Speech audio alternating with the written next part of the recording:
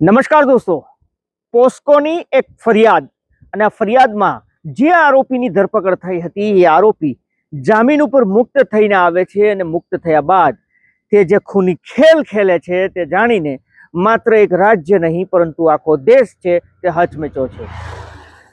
આ ખૂનીએ માત્ર અડધી કલાકની અંદર 6 જિંદગી છે, 6 જીવો છે તેના જીવ લઈ લીધા છે। કોણ છે આ સિરિયલ કિલર? શું કારણે તેણે હત્યાઓ કરી છે? કઈ રીતે હત્યા કરી છે? આખો મામલો શું છે અને ક્યાંનો છે? આ તમામ મુદ્દે વાત કરીએ, વિડીયોની શરૂઆત કરીએ। નમસ્કાર દોસ્તો, હું છું દિલીપ મોરી અને આપ જોઈ રહ્યા છો નમસ્તે ગીર। આપણા દેશનું તેલંગાણા અને તેલંગાણાનો એક જિલ્લો છે રંગા રેડ્ડી નામનો।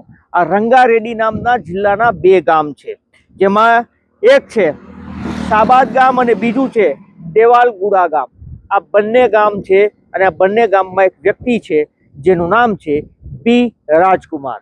બી રાજકુમાર છે, તેના ઉપર આરોપ હતો મે મહિનાની અંદર એક 17 વર્ષની દીકરી અને તેની માતા છે એણે ફરિયાદ નોંધાવી હતી પોલીસ સ્ટેશનની અંદર કે એ દીકરી ટ્યુશન ક્લાસીસમાં જાય છે અને ત્યાંથી ઘરે આવે છે ત્યારે આ બી રાજકુમાર છે તેને પજવણી કરે છે, તેની છેડતી કરે છે અને આ ગુનામાં પોલીસે આ આરોપી બી રાજકુમાર છે તેની ધરપકડ કરી હતી। પરંતુ ધરપકડ બાદ તે થોડા સમય બાદ તે જામીન ઉપર મુક્ત થાય છે અને જામીન ઉપર મુક્ત થયા બાદ તેણે જે ખેલ ખેલો છે તેને લઈને પૂરો દેશ હચમચો છે।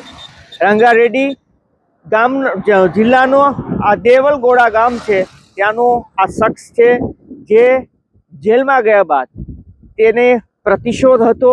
તેને એવું લાગતું હતું કે ક્યારે બહાર આવું અને ક્યારે આ પરિવારનો ખેલ જ ખતમ કરી નાખો। હાલમાં જ હાલમાં જ હમણાં 2 દિવસ પહેલા આ જે વ્યક્તિ છે બી રાજકુમાર તે જેલ બહાર આવ્યા બાદ તે પોતાના ઘરેથી રાત્રિના સમયે એક કાર પોતાની લે છે અને કાર લઈને સીધો પહોંચી જાય છે એ પરિવારના ઘરે જેણે તેના ઉપર ફરિયાદ કરી હતી। આશરે 10:30ની આસપાસ આ વ્યક્તિ છે તે પોતાના ગામ દેવલગુડાથી શાબાદ ગામ છે ત્યાં પહોંચે છે અને ત્યાં પહોંચ્યા બાદ એ પરિવાર છે જે સૂતો હોય છે એ ઘરની દરવાજો છે તે રાત્રિના ખટખટાવે છે અને દરવાજો જ્યારે તે ખટખટાવે છે ત્યારે આ જે દીકરી 17 વર્ષની હતી તેની માતા છે તે દરવાજો ખોલવા માટે આવે છે। જેવો તે દરવાજો ખોલે છે તેવો આ રાજકુમાર છે તેના માથે ખૂન સવાર હતું અને તેણે તીક્ષ્ણ હથિયારોના ઘા મારીને એ દીકરીની માતાને ત્યાં જ મોતને ઘાટ ઉતારી હતી। ત્યારબાદ તે ઘરની અંદર એન્ટ્રી કરે છે અને એન્ટ્રી કર્યા બાદ એ દીકરીની જે દાદી જેની ઉંમર 65 વર્ષની આસપાસની હતી તેની હત્યા કરે છે। તેની હત્યા કર્યા બાદ એ 17 વર્ષની દીકરી જ્યાં સૂતી હતી ત્યાં પહોંચે છે અને ત્યાંથી તેને લઈને કારમાં નાખે છે।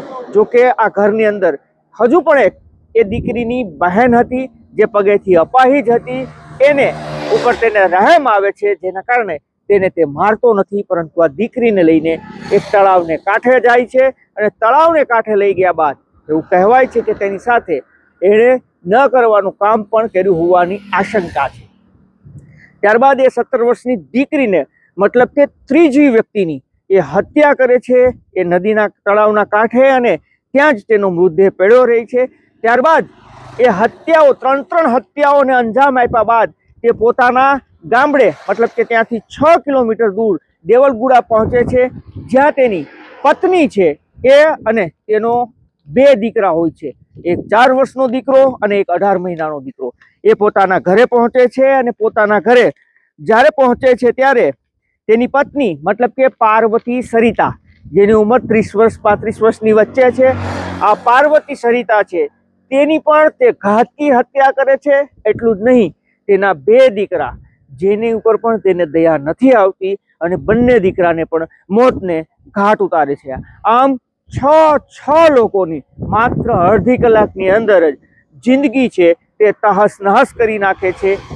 બે પરિવારો છે તે આખા પરિવારોનો સફાયો કરી નાખે છે અને ત્યારબાદ તે પોતાના પિતાને ફોન કરે છે અને સમગ્ર હકીકત કહે છે અને ત્યારબાદ તે ફોન સ્વિચ ઓફ કરીને ભાગી જાય છે। બીજી તરફ એનો બાપ છે તે પોલીસને જાણકારી આપે છે, પોલીસ ઘટના સ્થળે પહોંચે છે, તપાસનો ધમધમાટ શરૂ કરે છે, પરંતુ ફોનની અંદર તેના બાપને તેણે એવું કીધું હતું કે 6 જણાને તેણે મોતને ઘાટ ઉતાર્યા છે, જેમાં 3 લોકો એ છે જેણે તેમની વિરુદ્ધ ફરિયાદ નોંધાવવા ગયા હતા અને 3 તેના જ પત્ની અને 2 સંતાનો છે. સાથે તેણે એવું પણ કીધું હતું કે હું પણ હવે મરી જઈશ.